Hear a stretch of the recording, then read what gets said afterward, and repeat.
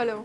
Hi Tushar, how are you? I'm good. What's up? Yeah, I'm good too, but lately I'm very frustrated. You know that I did my MBA last year, right? And I have applied for more than 200 job posts so far. And my resume never gets selected, yaar. Matlab, it has crossed all the limits now. You have been in hiring for more than 8 years now, right? Can you help me in some way, like any insights you could give me about hiring process and how I can make my resume better?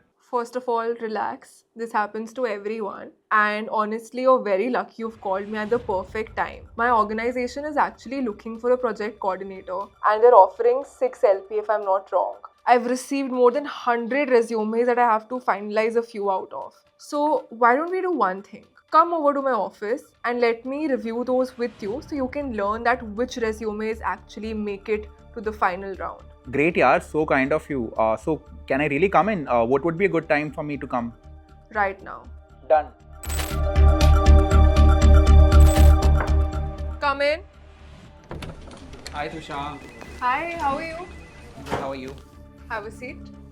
So, shall we start? Of course, let's do it. We are going to select one resume out of these 100. That's interesting, but how exactly are you going to pick one out of 100?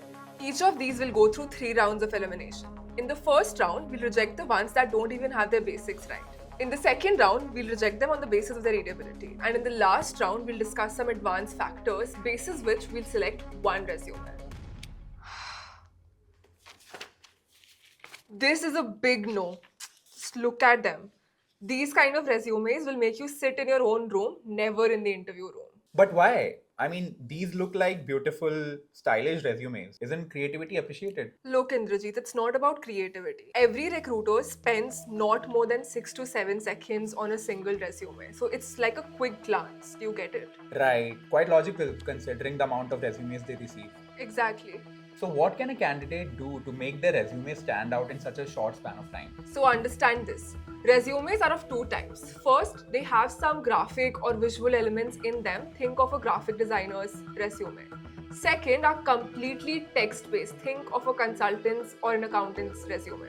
Okay, makes sense. So look, in the case of first category, we have a natural tendency to read horizontally from left to right, then vertically from top to bottom and again from left to right. So make sure that your resume's content aligns with that shape. Now in the case of the second category, that is a text-based resume, we have a natural tendency to read from left to right horizontally and then we go vertically downwards, again reading from left to right horizontally.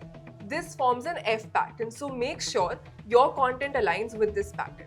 In the case of the first category of resumes that have more visual elements to them, they tend to follow a Z pattern. So in that case, keep your name, education and skills at the top, some content in the middle, some information in the bottom left, but make sure nothing important is there in your bottom right, since that's a blind spot. This was something really new for me. So, are you saying you rejected these resumes just on the basis of format? Actually, no. Some of these literally look like a canvas. At first glance, color psychology plays a huge role. Certain kind of colors tend to evoke certain kind of emotions in people. So for example, yellow, orange or red are really bad colors to choose since they evoke immaturity, stress and attitude. Okay, so I guess we need to use colors that generate feelings of calmness and trust. Exactly. That's why giants like Facebook, PayPal or LinkedIn stick to blue since blue equals trust. So blue and green are good to go, yellow, red, orange, rejected. And one more thing.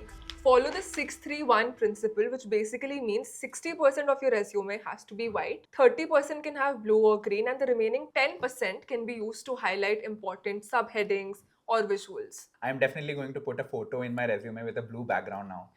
That was a bad joke, Indrajit. But do you get where we are going with this? Obviously, I mean, it will enable us to go through the resume faster. And that is exactly why the font size and style matter. Come on, it's just a font. Who even notices that? Okay, I dare you to read this. I guess now I know what you meant. So you get my point, right? A clean, easy to read font actually indicates that the candidate is also detail oriented and professional. So font styles like Arial, Calibri or Times New Roman indicate not just readability but also reliability. Okay, and what about font size? So for font size, the sweet spot is 10 to 12 for the body content and it's 14 to 16 for the headings. Anything smaller than 10, like you saw before, makes it very difficult for a recruiter to read, and anything bigger than 16 makes it seem like you're just trying to fill space. The wrong size makes you seem careless about the whole presentation, and you come across as a very casual, nonchalant candidate. So, Trisha, we have already screened about 40 resumes. What's the next big filter? Another batch, another set of mistakes. Indrajit, these resumes look like they need to be decoded, not read. Now I think you are just rejecting them randomly. I mean, the information is there, right? See, the information is there for sure, but the important information is not easily visible. If your resume has these dense paragraphs, your chances to get recruited drastically reduce because nobody has the time to go through all of this. Yeah, I get it, but how do we make it easier to read them? This is simple cognitive load theory, Indrajit. Had I explained everything I have so far in one go, would you be able to understand a single thing? Obviously not. So let's make it easy for the recruiter too. We process information easily when it's broken down into bullet points instead of huge, dense paragraphs. To do it efficiently, you have to follow the 5B 7W rule. Not more than 5 bullet points per section and no more than 7 words per sentence. Do you remember the rule we learned in level 1? Yes, 631 for colors, but I doubt if that can be applied here. If I trim down my content into bullet points, won't I lose important details? Not if you place them smartly. Have you ever heard of the serial position effect? Sounds fancy. What is this? It's simple. Recruiters remember the first and the last thing that they read the most. So make sure that at the starting of your resume, you highlight your key achievements and skills. Don't waste your last section on generic things like reference available on request. For example, here this person has mentioned references available on request in the ending. Instead, what they could have done was written a summary of their key achievements, like I helped streamline processes and reduce inefficiencies by X%. Yeah, that will leave an impression on the recruiter as they move forward. See, that's smart. Another pro tip for you is to never use all caps. Why doesn't it make things look impactful or powerful? Not really. Have you ever heard of the Bauma-Sheth theory? No, honestly, I haven't. According to this theory, when we read, we don't recognize words letter by letter. Instead, we identify them by shapes. When all the letters are in uppercase, it creates uniform rectangular blocks which makes it very difficult for a mind to comprehend. Studies show that all caps text tends to reduce readability by 10 to 15% as compared to mixed size text. Okay, so instead of grabbing attention, they actually reduce readability. Exactly. Recruiters are already skimming fast. So if you use all caps text like this, it will make it extremely difficult for you to get hired. It's like you're increasing your chances of getting rejected on purpose. So, Trisha, in the last round, we filtered out 30 more resumes and we are now left with the last 30. I'm really excited to see which 3 finally make it to the interview round and why. Now it's do or die. Even tiny mistakes can get you rejected. For example, unprofessional emails like this one. Wait, so you are telling me that someone might have the right set of skills and still not get selected because they have an unprofessional email address? Exactly. In fact, studies have shown that 76% of resumes tend to get rejected if they have unprofessional emails like this one. I don't agree with this. Look, would you hire someone with this email ID? coolneeraj123@gmail.com, or would you prefer someone with a cleaner email ID like, let's say, neerajkumar@gmail.com? Well, that was easy. Definitely the second one because this one sounds very cringe. That's what we recruiters think as well, right? A professional email shows seriousness. Okay, but I'm sure you don't have a secret technique for every section. Alright, just have a look here. This guy's intro is hardworking individual looking for a challenging role. Would you prefer someone with this kind of an intro or someone who's actually substantiated it with experience, like an experienced project manager with experience in managing cross-functional teams and timely execution? That isn't even a competition. Obviously, the second one wins. See, that's the trick. Your opening line should present you as a unique individual, and being specific helps you be unique. Now let's move to the experience section where most people mess up. That is my strong aspect. It requires us to list our job titles, right? Right, job titles. Have a look at this one. Coordinated with different team. Well, that isn't even teams. It's written team. Now imagine, had he written streamlined communication across different departments, reduced miscommunication by let's say 40%, wouldn't that make a better impression on the recruiter?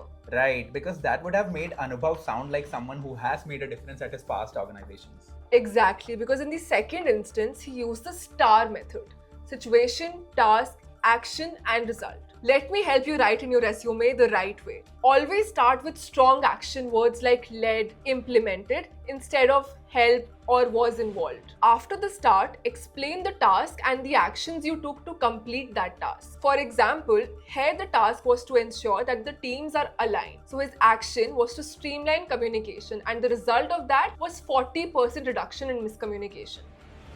That was interesting, and you made it sound very easy actually. You can actually use it in your interviews too. So let's say someone says that they were managing 5 workflows simultaneously and they ensured 100% timely delivery for each of them by optimizing processes.